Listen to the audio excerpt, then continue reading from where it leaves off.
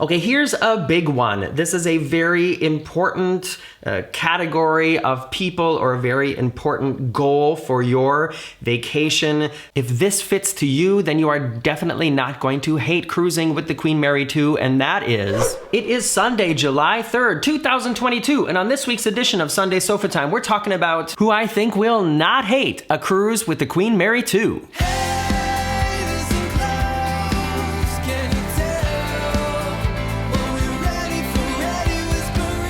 Oh, it's almost the 4th of July. Hello to all my American friends out there. I am on my way to the United States as you're watching this, probably if you're watching it on Sunday. Hopefully I don't have any major snafus, but if you saw the video I posted just a couple days ago here on the channel, a special Sofatime, you'll know that the way to the USA doesn't seem like it's going to be a problem because I have over 5 hours to transfer in Amsterdam's Schiphol, and on the way back I only have 1 hour, and it's not gonna work. As of today, when I'm filming this, it's Thursday today, and I still have not been able to work it out. I have spent hours on hold, I've sent tweets, I've sent emails, and have not been able to work it out. So at the moment, the next plan is to wait till I get to the Amsterdam airport on Sunday, so today for you probably, and try to talk to somebody during this 5-hour layover I have.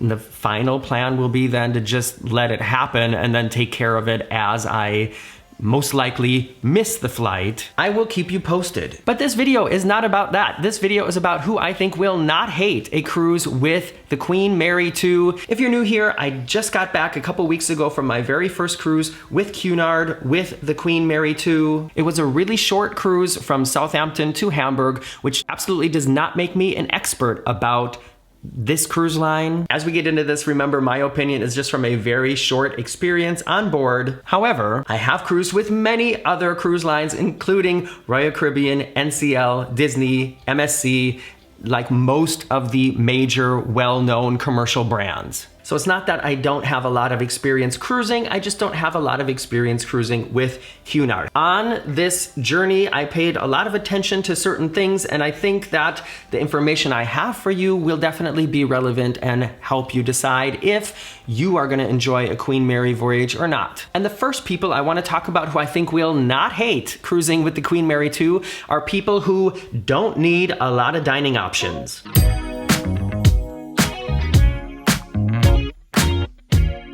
If you cannot be bothered to schedule a bunch of dining reservations, then you are not gonna hate a cruise with the Queen Mary 2 because they don't have a huge array of dining options. Other ships, like the most recent cruise before the Queen Mary 2 that I did was with Virgin Voyages, and they have over 20 restaurants on board that are all included in the price of the cruise. And in order to visit all these different options, you're gonna have to make some reservations and have to make some planning in advance. And a lot of people find that stressful, me included. So if you don't like that kind of stress, if you don't need all those options, if you don't need to go to an Italian restaurant on one night, Mexican restaurant on another night, and a show cooking restaurant on another night, if all those things don't interest you and you don't find them valuable for your cruise, then you are not gonna hate a cruise with the Queen Mary 2.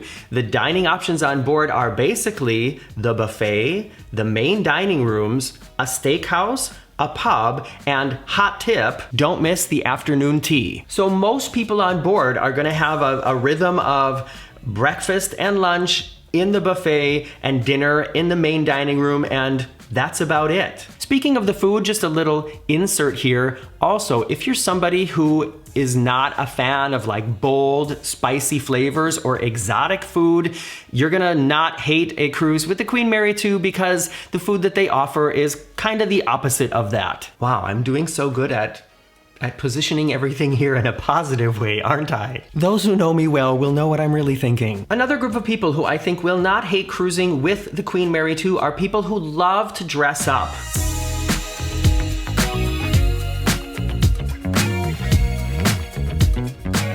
As I've mentioned in a previous video about this cruise, there is a somewhat strict dress code on board the Queen Mary 2. It's definitely stricter than I've seen on other cruise lines, where in the daily planner they list a suggestion of things that you should wear if you want to be moving out and about in the ship that night. And then they say, if you don't want to wear something from this list of suggestions, that's fine, but then the only places you can visit on the ship are here, here, and here. But I know there are people out there who love to go shopping for new clothes, especially the ladies out there who love to buy some dresses, some fancy gowns, maybe a sassy pantsuit with the matching shoes and the jewelry and all that. And if you are those kind of people, you are not gonna hate cruising with the Queen Mary 2 because people get dressed up at night on this ship. In fact, I was thinking, Disney has these, what is it called again? The Dapper Days, where it's all about it's almost like live action role play of being from some period in the past. So people go all out creating these costumes and looks that look like they're from the 20s or the 30s. I don't know exactly, but if you're into that and you like to really go all out with your style and maybe pick a certain era and create a look from that era and then go out and enjoy things for that evening, then I think you're not gonna hate a Queen Mary 2 voyage because you'll probably fit in pretty good on that and you'll turn a lot of heads in a positive way. Another group of people who are not gonna hate cruising with the Queen Mary 2 are people who like to learn while they cruise. Have you ever walked the high pass, watched the northern lights flash, took a photograph on a Paris street? Have you ever... On so many other cruise lines, there are sort of learning opportunities offered, but I've never seen such a wide variety and a high quality of sort of learning experiences available on a cruise. And to give you an idea, I grabbed our daily planner here. What's it actually called officially? It's called the Daily Program. I don't know if it's focusing there. And I'm just gonna go through here for one day and read a bunch of the things that were offered. There was a lesson for bridge, that's a card game. There was a lecture from Dr. Seth Gulpin about Bauhaus, the art school that changed modern design. There was a line dancing workshop. There was a watercolor art class. There was a lecture about the singers of Great American Songbook like Nat King Cole. There was a slow waltz dance class. There was a lecture about the artist L.S. Lowry. There was a lecture about street art from Banksy to Mr. Brainwash. And this is all before 4 o'clock in the afternoon. So if that's the kind of thing that interests you and you like to sort of sit down and learn about something or do something new with your hands, you're not gonna hate a cruise with the Queen Mary 2. All right, I've got 2 more for you, plus a bonus one that might surprise you, so make sure you stick around after this commercial break. Did you get one? What was it about? Write it in the comments below, please. Somebody was saying that I've brainwashed them now, and that anytime anybody asks them if they got one, then they automatically have to finish the song, and sorry, not sorry. It's kind of like when somebody says one time and then people of a certain generation always have to say at band camp. I'm happy to be a part of your life that way.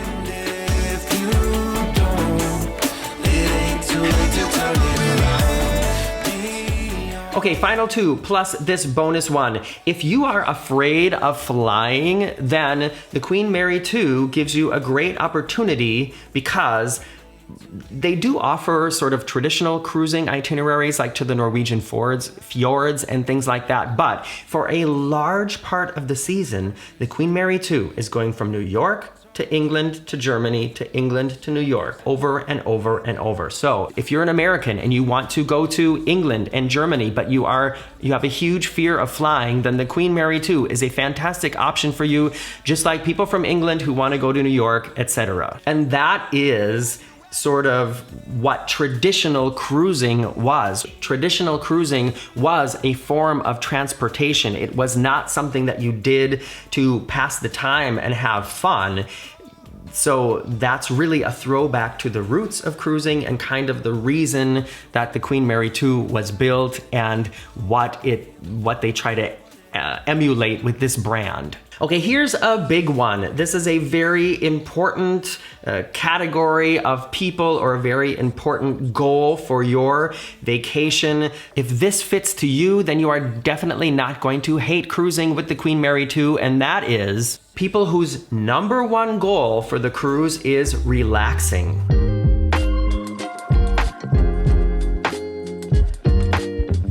cruise with the Queen Mary 2 is very slow paced. This is me again, making everything positive. There was a live band on the pool deck at Sail Away, and there is also a disco nightclub that happens later in the evening, and it is way back in a part of the ship far away from everything else. And other than that, it was quiet on the ship, and that is something that is very different than many other cruise lines, especially lately. Within the past year, I've cruised with Virgin Voyages, with Costa, and the loudness on those ships is at times, I'm just gonna say, ridiculous. And you know, I'm 48 years old. I'm not like a young whippersnapper anymore, but I would like to say that I enjoy listening to music. I can handle a party atmosphere, but there's also limits. And one thing that I thought was a very pleasant change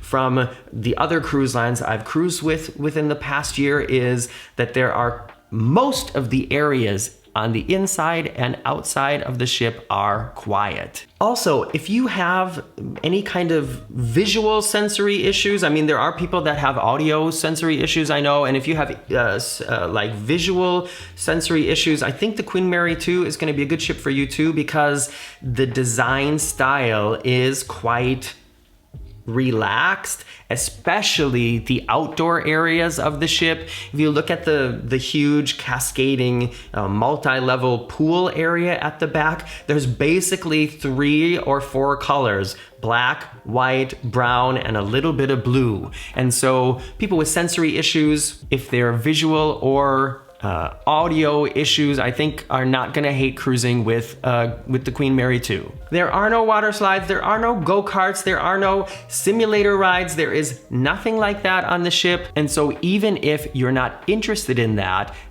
an advantage of that is you don't have to hear it either. It's just not there. Okay, let me get to my little bonus one here, something that you might not have expected if you haven't heard about this yet, but you can bring your pet with on the Queen Mary 2.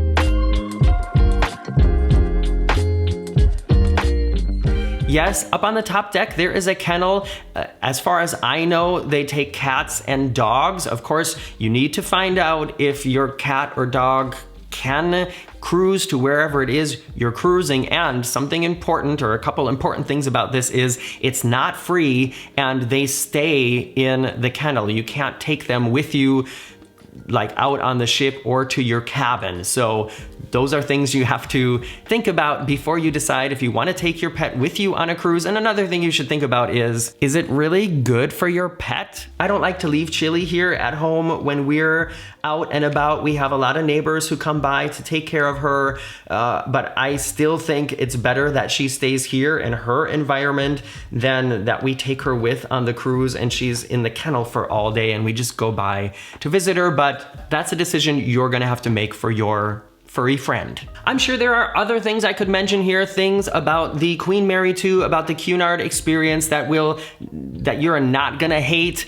If you can think of some, please let me know in the comments below. And speaking of comments, now comes the time on Sunday Sofa Time where I comment on your comments live on air.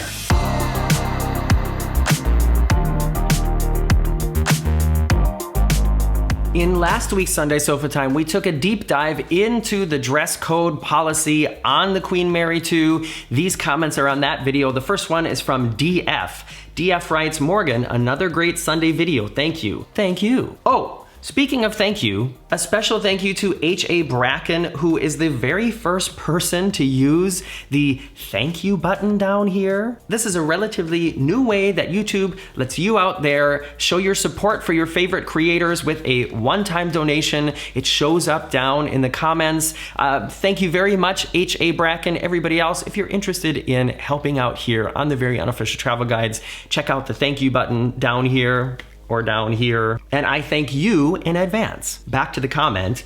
In regards to the dress code on Cunard, It appears that they accommodate all tastes. I can live with that. I do have 3 different size tuxedos that accommodate my physical expansion over the years, and the cummerbunds fit so tight that if one snapped loose, it would be a lethal weapon. I totally know what you mean. Like you can just barely get it closed, and if you have to cough or sneeze, people within like a 5-meter radius better watch out. Next comment is from Nana Becky. Nana writes, the mysterious issue with the clothes in the wardrobe is from an infestation of calories. These little demons get in there during the night and sew all the seams in your clothes smaller. It takes a lot of effort and sweat to get rid of them. Ain't that the truth? In the video from last week, I made the suggestion that if you have some formal event coming up and you haven't tried on your suit or your dress or whatever since before COVID, you probably should try it on now before the day of the event. Final comment is from Tony LaRussa. Tony writes, Cunard. I have to tell you guys, the reason that I call it Cunard is because that's the way we pronounce it here in Germany. And I know that I also get frustrated when I hear German people pronouncing some other company wrong, like people in Germany don't call it Skype, they call it Skype, and they don't call it PayPal, they call it PayPal for some reason. I don't know why, and that gets on my nerves too, so I can totally understand that people are correcting me in the comments and telling me to call it Cunard. I'm trying. So Tony writes, Cunard is the last remaining cruise line with a class system. And I know where Tony's coming from, but I have to say that's not really true, because there are class systems on other cruise lines that are even more evident. Perfect example is the Haven on NCL and the MSC Yacht Club. That is an entire separate area of the ship that people who haven't paid to stay there can't access ever at all. So it's even more evident on those other cruise lines. I understand what Tony is trying to say here, but it depends on how you look at it, and I would say that's not really true. All right, everybody, if you are in the USA, I hope you have a happy and safe 4th of July. If you are not in the USA, then I hope you have a great Monday. I'm Morgan from the Very Unofficial Travel Guides. See you soon.